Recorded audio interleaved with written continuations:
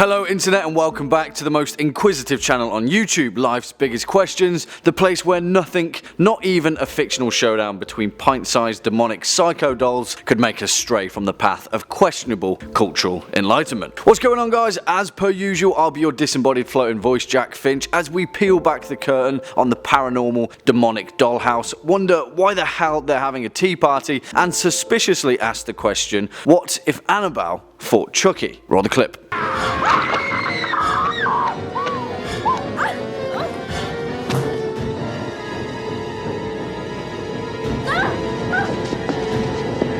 We've got to go ahead and say this, guys, if this was a straight up fist fight, then Chucky would have this bout beat without a doubt. That little guy can throw a punch and he doesn't discriminate when it comes to choosing his opponents either, or victims, should I say.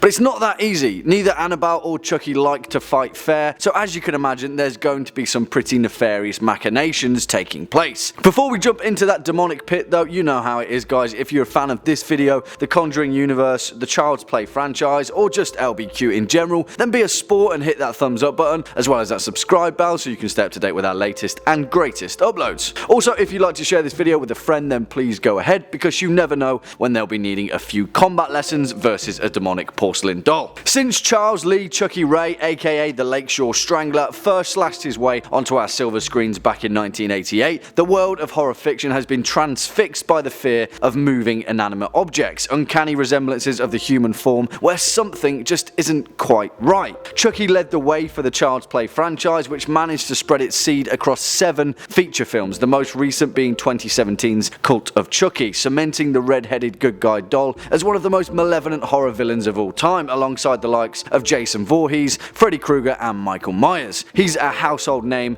and that's exactly where he wants to be. So then we enter the contender, the newest upstart trying to solidify her creepy porcelain smile into the halls of horror villaindom, Annabelle the doll. And yeah, we're going to be focusing on the Conjuring universe version of Annabelle, not the Raggedy Ann doll that sits on display at the Warren Occult Museum, because that's just a kid's toy, right? Ever since 2013's The Conjuring hit the big screen, we've been equally disturbed by the porcelain demon, accentuated only by the Ed and Lorraine Warren legend that surrounds her. So much so that she's gone on to spawn 2 fully fledged feature films of her own, simultaneously fleshing out her demonic origin story while terrifying the bejesus out of us. If we're talking pure horror merit, then this is actually a really tough fight. On the one hand, Chucky has 3 decades worth of horror prestige, an entire canon of fandom, and a cult following in more than just one literal sense. But he was never really terrifying. That's the difference between a slasher flick and psychological horror. One of them is over in minutes and the other one lingers long into the deep recesses of your mind, like Annabelle. So in that sense, she's close to taking this round, but you just can't shake the horror pedigree that Chucky possesses. He's a big hitter, and in the words of Omar Little, you come at the king, you best not miss. So let's see what Annabelle has in her tool shed then. Telekinesis, check. Superhuman speed, check. Demonic possession and manipulation, double check. In essence, Annabelle is an unnamed demonic entity, and the doll is simply the form taken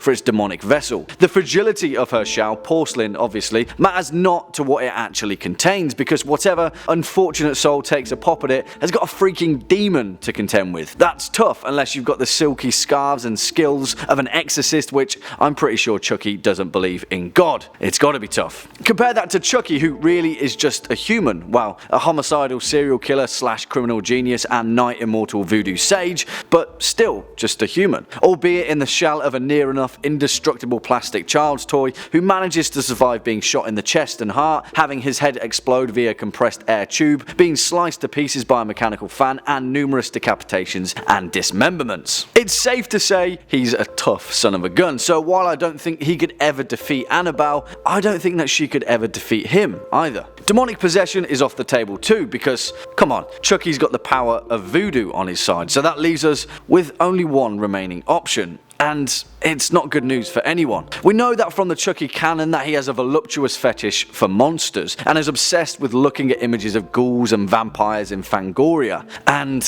well, you can see where I'm going with this, right? I'm just gonna say it. Chucky would fall in love with Annabelle. And hey, maybe the feeling wouldn't be reciprocated, considering we know nothing about the love interests of this particular unnamed demon, but yeah. Hey, Chucky's wife Tiffany would probably have a lot to say about it, but she's no demon, and we've seen time and time again that Chucky has no problem with getting rid of her when he feels like it. Who knows? Maybe Annabelle would recognize a strategic gain by allying with the friend to the end, and they'd usher in a dark new age of demonically possessed voodoo vessels to march their tiny psychopathic feet across the four corners of the earth. And then, like with the majority of these fictional conclusions, we'd all be boned. Well, unfortunately folks, it's time to wind this horror show down. Cheers for sticking with us all the way to the end. If you enjoyed this video, then be a dear and hit that thumbs up button, as well as that subscribe button so you can stay up to date with our latest and greatest uploads. If you'd like to continue on with your questioning binge, then feel free to hit that playlist floating shortly above. As per usual, I've been your host Jack Finch. You've been watching Life's Biggest Questions, and until next time,